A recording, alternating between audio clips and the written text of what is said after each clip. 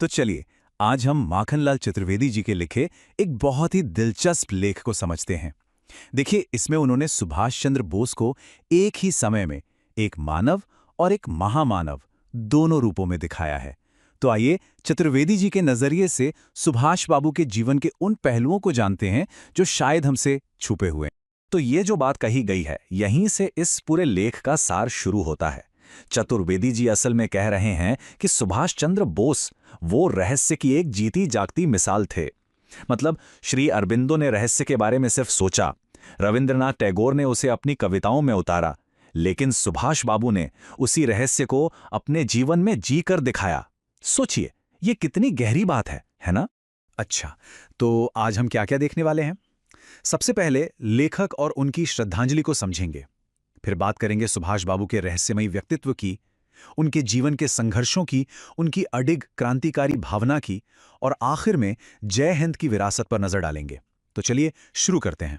तो सबसे पहले बात करते हैं लेखक की, माखनलाल चतुर्वेदी जी, जिन्हें एक भारतीय आत्मा के नाम से भी जाना जाता था। और ऐसा क्यों? क्योंकि उनकी कविताओं में, उनके लेखन में देशभक्ति की भावना कूट कूट कर भरी थी। इसीलिए जब वो सुभाष बाबू के बारे में लिखते हैं तो वो सिर्फ एक जीवनी नहीं होती, वो एक कवि का अपने नायक को सलाम होता है, एक श्रद्धांजलि होती है। चलिए अब उस रहस्य पर आते हैं जिसके बारे में चतुर्वेदी जी कहते हैं कि उसने सुभाष बाबू के पूरे जीवन को एक तरह से परिभाषित कर दिया। मतलब उनके भारत से उस नाटकीय अंदाज में निकलने से लेकर उनकी रहस्यमयी गुमशुदगी तक उनका पूरा जीवन ही मानो एक पहेली था। अब जरा इन घटनाओं को देखिए, इनसे वो रहस्य और भी गहरा हो जाता है। सोचिए, एक व्यक्ति जो घर में नजरबंद है, जिसे इतना बीमार बताया जा रहा है कि वो हिल भी नहीं सकता, और वो अचानक गायब हो जाता है। और सिर्फ गायब ही नहीं होता, कलकत्ता की उस पुलिस को चकमा दे देता है जिसे स्कॉटलैंड यार्ड ने ट्रेन किया था। कमाल है। फिर जब उनके प्लेन क्रैश की खबर आती है तो कोई मानने को तैयार ही नहीं होता। पूरे देश को यह विश्वास था कि नहीं, नेताजी लौटेंगे। तो ये सिर्फ घटनाएं नहीं थीं, ये वो कदम थे जिनसे सुभाष एक इंसान से एक लीजेंड बन गए। अब बात करते हैं उनके संघर्षों की। चतुर्वेदी जी सुभाष बाबू के जीवन को एक लगातार चलने वाले संघर्ष की तरह देखते हैं, और ये एक ऐसा सफर था जहां लड़ाई सिर्फ अंग्रेजों से नहीं थी, बल्कि अपने ही देश की कुछ सबसे बड़ी राजनीतिक ताकतों से भी थी। और ये देखिए, यहां उस समय का सबसे बड़ा राजनीतिक टकराव साफ दिखता है। एक तरफ थे सुभाष बाबू, जिन्हें बंगाल और देश के क्रांतिकारियों का साथ मिला हुआ था, और उनके सामने कौन था?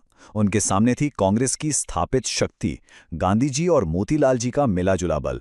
ये असल में दो अलग अलग सोच, दो अलग अलग विचारधाराओं की सीधी टक्कर थी। यहां एक पैटर्न साफ नजर आता है ना?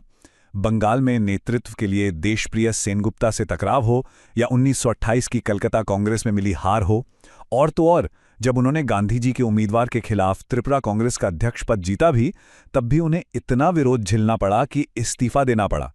मतलब हर जीत के बाद एक नया संघर्ष खड़ा हो जाता था, और इसी वजह से आखिरकार उन्हें कांग्रेस से अलग अपना रास्ता बनाना पड़ा। और इन्हीं सब संघर्षों से निकलकर सामने आती है सुभाष बाबू की असली पहचान। वो थे एक अडिग क्रांतिकारी, एक ऐसा क्रांतिकारी जो त्याग और बलिदान से कभी डरा ही नहीं। उनके लिए दूसरा विश्व युद्ध भारत की आजादी के लिए एक सुनहरा मौका था, जिसे वो किसी भी कीमत पर गंवाना नहीं चाहते थे। देखिए, उनकी क्रांतिकारी सोच का सिद्धांत ही अलग था। वो इंसान थे जो ज्यादा कष्ट मांगते थे और ज्यादा त्याग के लिए हमेशा तैयार रहते थे। उनका मानना था कि दूसरा विश्व युद्ध एक ऐसा मौका है जिसे गंवाया नहीं जा सकता।